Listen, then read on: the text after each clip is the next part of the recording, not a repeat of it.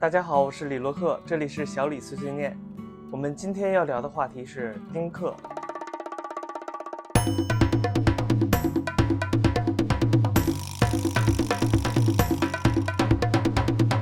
其实呢，聊这个话题也就是聊我和我爱人的生活，我们就是丁克。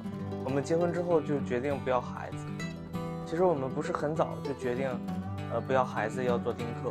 我们在结婚之前是有规划，将来结婚，然后多长时间要孩子的。引发我们两个人去聊这个话题，是因为我爱人他对于痛感的理解和正常人不一样，他特别怕痛，然后我们就聊到了要孩子会很痛这个话题，然后就引发了，到底决定要不要孩子的这个话题。目前的社会现状，要孩子这个事情，对于老百姓，对于我们这些工薪族家庭来说，压力是很大的。把孩子从小抚养到大是一个很费力、很辛苦的一个过程。我们总结了各种各样的原因，最终就决定不要孩子了。我先说一下我们今天要聊的主题，一个是我们的现状，我和我爱人的现状，然后第二个是我们对要孩子的看法，第三个是聊丁克这种社会现状。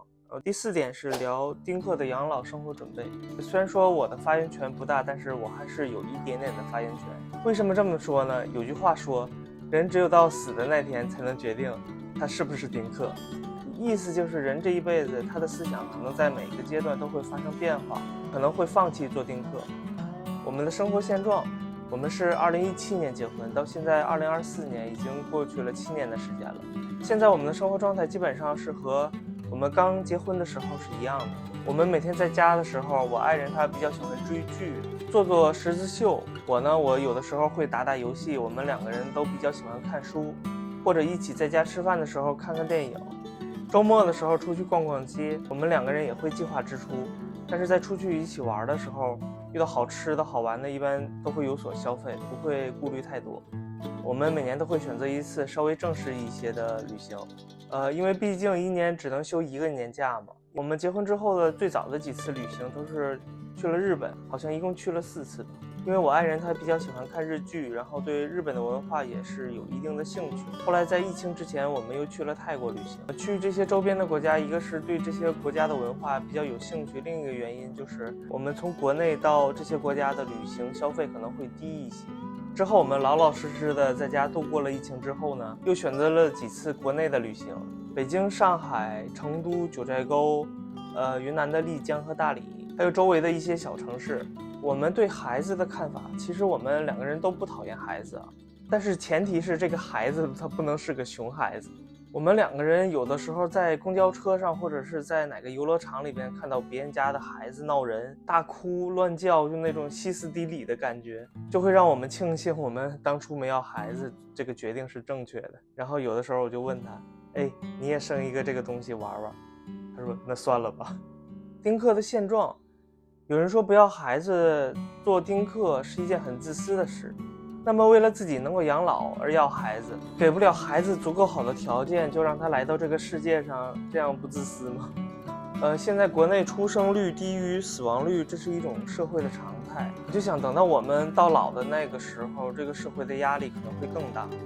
我们真的不忍心看到我们将来的孩子在越来越大的社会压力下这么生活。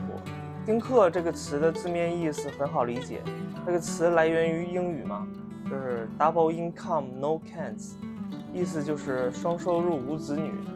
的确是有很多家庭很富裕的人也选择不要孩子，但是我们两个人不完全一样。我们探讨过这个问题，我们觉得如果有足够好的生活条件的话，可能是会选择要孩子的。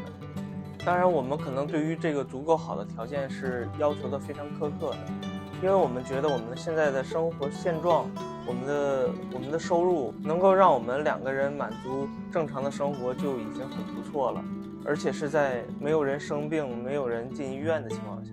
其实我们主要想的还是我们无法给孩子提供我们能够认可的一个价值，然后这也同时很大程度的影响我们两个人的生活质量。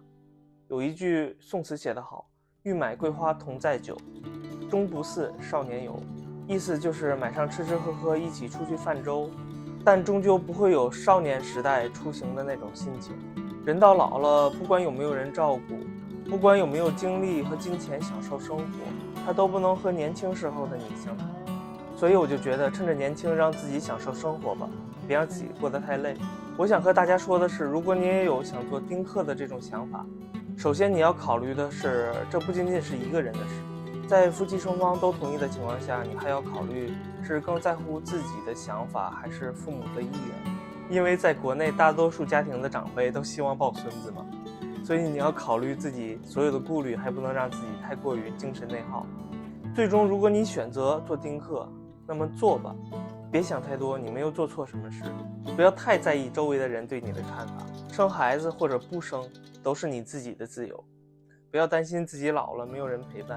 我们要做的是怎样在自己认可的道路上坚定平稳地继续走下去。有可能的话，多为自己攒一点钱，提前为自己的养老计划做好考虑。生育虽然是这个社会的常态，但是如果你选择不生育的话，并不违反任何的法律或者是道德的规范。就我个人而言，我们能够开心快乐地过好我们的二人世界，孝敬好父母，就是我们最大的幸福了。我们只不过是想让自己的人生过得简单一些。关于丁克的养老准备，我所认可的一些要点，我和大家分享一下。第一个就是健康的身体，长期保持一定量的运动，保持一个长期健康的身体，是丁克家庭夫妻双方能够相互扶持、相互照顾的一个基础。这点其实我们只能是尽量的去保持吧。第二点就是经济基础，在自己有经济收入的时候，多为自己的养老攒一笔积蓄，或者为自己的养老计划买一份专业的保险。不管你选择买保险还是监护机构，你一定要注意，要让自己的长命百岁和自己的监护人或者是监护机构挂钩，而不是在你去世之后对方能够得到一大笔钱。这个大家懂的都懂啊，就是你不要去考虑人性的弱点。目前国内上海和广州有这种专业的监护服务机构，大家如果感兴趣的话，可以自己上网了解一下。